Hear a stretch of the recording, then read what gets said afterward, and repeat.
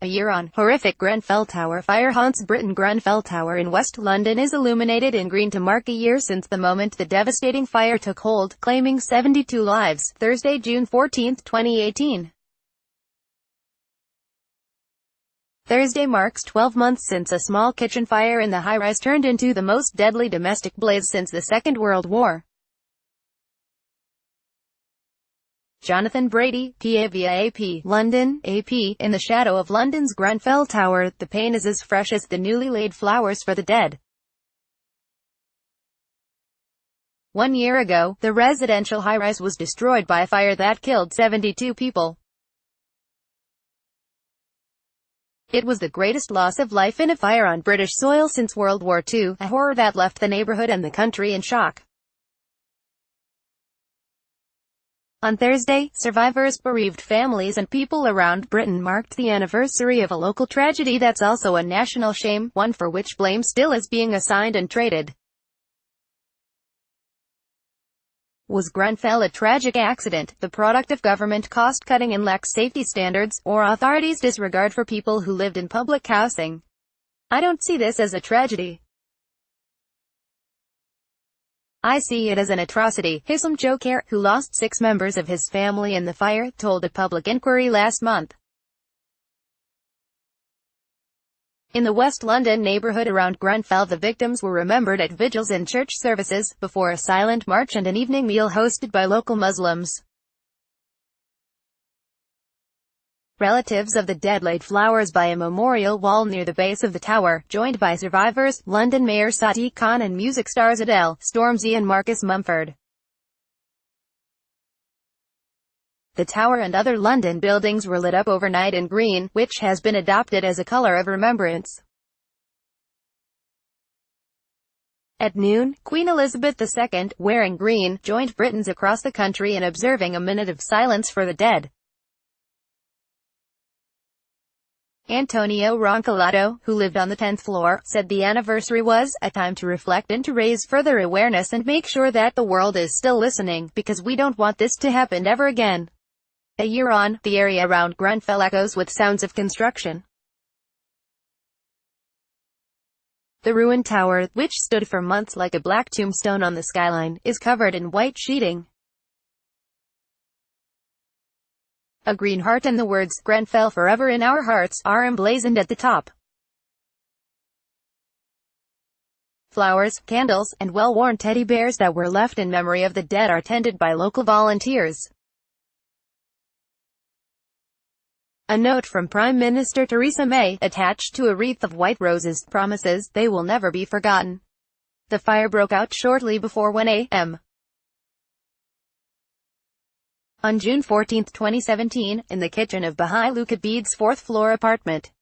Kabid woke the neighbors on his floor and called firefighters, who soon arrived. High-rise apartment towers are supposed to be designed to stop apartment fires spreading.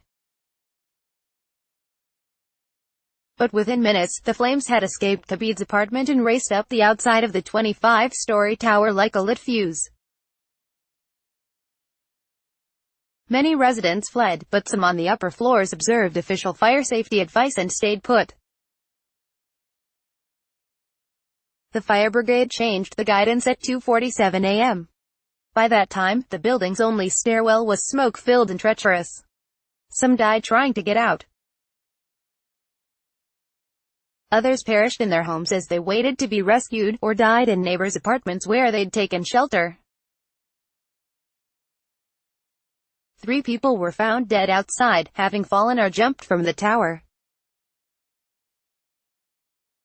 Mohammed Ahmed Netta, 57, who had fled the Taliban in Afghanistan to build a life in Britain, left a voice message for his family. "Goodbye, we are leaving this world now, goodbye. I hope I haven't disappointed you. Goodbye to all." By morning, a building that could be seen for miles around was a blackened, smoking shell. Hundreds of people were homeless and dozens were dead, though the destruction from the heat was so great it would be months before police were certain of how many. 70 died that night, plus a premature baby, Logan Gomes, who was stillborn later that day. Maria del Pilar Burton, a 74-year-old resident of the 19th floor, was hospitalized after the fire and died in January.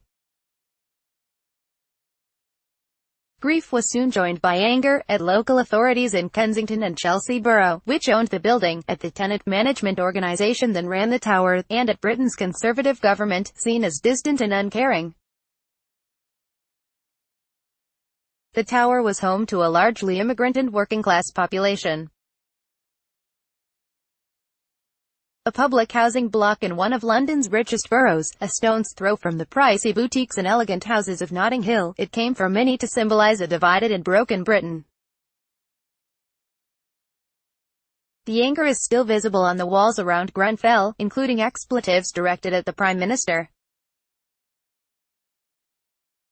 May acknowledged this week that the government had been too slow to act. She vowed that survivors would get the homes and support that they need and the truth and justice that they deserve. May said Wednesday that 183 of 203 affected families have accepted offers of new homes, though most have not yet moved in. A judge-led public inquiry finally got underway last month. It will take 18 months and look at the fire's causes, the response to it, and Britain's high-rise building regulations. But some survivors are critical because it won't investigate wider issues around social housing and social policy. Already, the testimony has been damning. A report by fire safety engineer Barbara Lane listed multiple safety failings, including the flammable aluminum and polyethylene cladding installed on the tower's facade during a recent renovation. The safety failures at Grenfell have national implications. More than 300 towers around Britain have similar combustible cladding. The government says it will spend £400 million, $530 million, stripping the cladding from publicly owned high-rises.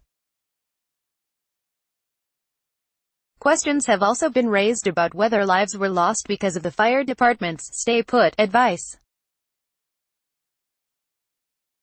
Police are considering corporate manslaughter charges in the blaze, but no one has been charged. Tony Travers, a professor of government at the London School of Economics, said the disaster was likely the result of a systems failure, rather than a single cause. Even if the inquiry identifies causes and who deserves to be held accountable, the formal review is unlikely to end Britain's soul-searching over a disaster with victims from 23 countries, taxi drivers and architects, a poet, an acclaimed young artist, retirees and children with bright futures. Ill fares the land that left these people to be so exposed to such trauma and such death. Danny Friedman, a lawyer for some of the bereaved families and survivors, told the inquiry.